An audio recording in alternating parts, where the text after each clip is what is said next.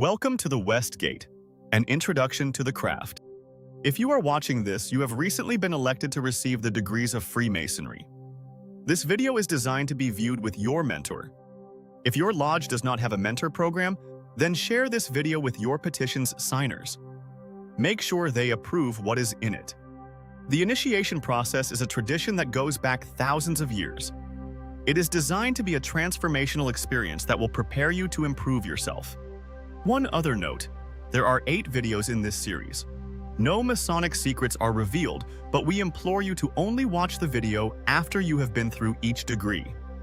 Remember, Freemasonry is designed to make good men better. If you want to improve yourself, then have the patience needed to allow your transformation to happen in the order it was designed. Let's begin. Here are some of the fundamental concepts of the craft. These are some of the essential building blocks you need to know before you take your first step into the lodge room. 1. Freemasonry. Defined. Samuel Heming is credited in saying, "Freemasonry is a system of morality veiled in allegory and illustrated by symbols. An allegory is simply a lesson taught through suggestive resemblance, while a symbol is a visible sign representing an idea." Perhaps the best modern definition comes from Brother C.C. Hunt, who stated that Freemasonry is an organized society of men symbolically applying the principles of operative masonry and architecture to the science and art of character building. 2. Its purpose. The core purpose of Freemasonry is simple: to make man better than himself. The fraternity achieves this by strengthening your character, improving your moral and spiritual outlook, and broadening your mental horizons. It teaches personal responsibility and charity, aiming to build a better world by first building better men. We believe in universal peace through the brotherhood of man under the fatherhood of God. 3. Its origin. It is impossible to pinpoint a single date or location where Freemasonry was born, as its roots spread through ancient history and various cultures. Our rites are heavily influenced by the ancient initiation ceremonies of Egypt, Greece, and the East, which were designed to test men and admit only the worthy. Operative masonry traces back to the medieval stonemason guilds, where builders bound themselves together into companies to practice their craft. Over time, non-operative members, patrons, were admitted, and the transition from an operative art to a speculative, philosophical science occurred as working tools became spiritual symbols for morality and brotherly love. 4. The Grand Lodge era. Modern speculative Freemasonry owes its organized structure to the formation of the Grand Lodge system. The very first Grand Lodge was organized in London in 1717, today known as the United Grand Lodge of England. With very few historical exceptions, every regular Masonic lodge today exists only because it holds a charter or warrant from a Grand Lodge. Each Grand Lodge is completely autonomous in its own geographic jurisdiction and is governed by a Grand Master and Grand Officers. 5. Grand Lodges in the United States and their titles. In the U.S., Grand Lodge titles generally fall into 3 main categories: AF and AM, Ancient, Free, and Accepted Masons; F and AM, Free and Accepted Masons; and AFM, Ancient Freemasons. Ancient. This stems from an old 18th century rivalry and schism in English Masonry between the Antients and Moderns. Today in America, the word simply denotes that our fraternity is old. Free. This refers to medieval operative builders who possessed such immense skill that they were uniquely exempt from the heavy travel and work restrictions imposed on regular laborers by the church and state. Accepted. This refers to the historical shift where non-operative thinkers and patrons were accepted into the stonemason guilds for learning and fellowship. Prince Hall Freemasonry. This refers to Grand Lodges started by African Americans who trace the lineage to their founding member Prince Hall. 6. Is Freemasonry a secret society? The answer is an unqualified no. A secret society hides its existence, its membership, and its goals from the public. Freemasonry is a highly visible public organization. Our temples are local landmarks. Our members openly wear Masonic emblems, and our principles are printed in books available to anyone. Freemasonry is not a secret society, but rather a society with secrets, which are strictly limited to our private modes of recognition and specific esoteric parts of our ritual. The secrets are designed to let each new brother have the same transformational experience as those who go before him. 7. Is Freemasonry a religion? Again, the answer is an emphatic no. Freemasonry is religious in its teachings, but it is not a religion, nor is it a substitute for religion. It has no unique theological dogma, requires no church membership, and actively encourages its members to be steadfast in their own personal religious faith. It acts as a neutral ground based on tolerance, seeking to unite men of different faiths under a common banner of brotherhood. 8. Can an atheist become a Mason?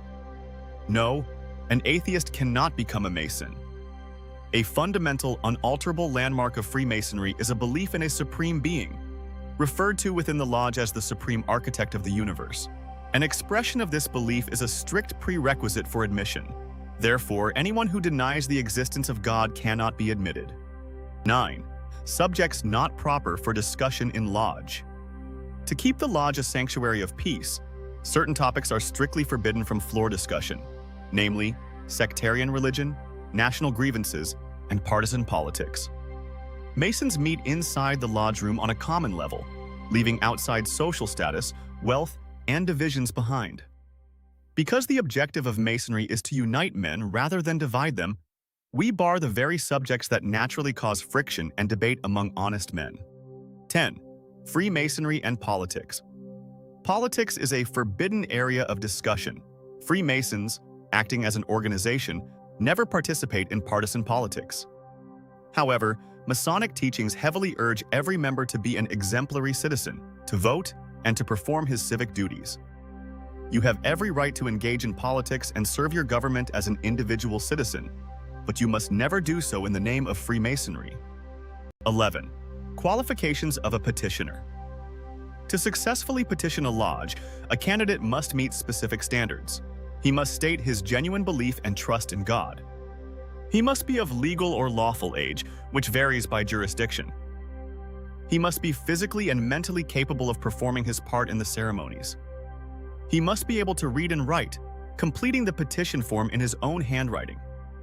He must be a man of good moral character, highly recommended by at least 2 existing Master Masons. 12. Membership solicitation prohibited.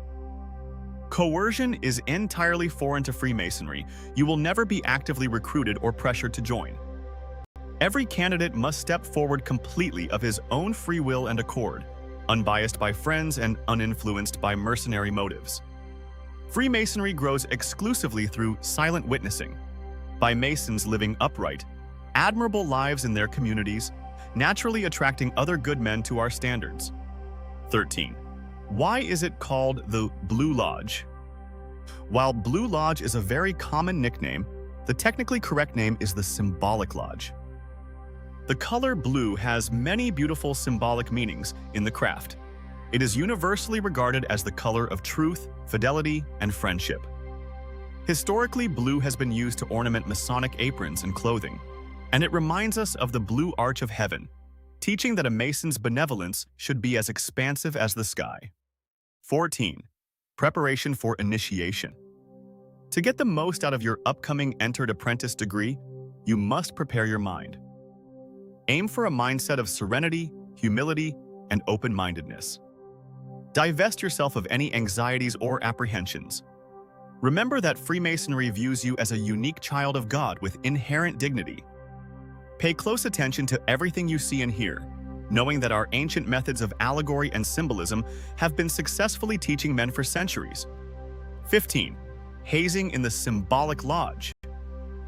Let us put your mind completely at ease. There is absolutely no horseplay, hazing, or practical joking in a regular Masonic lodge.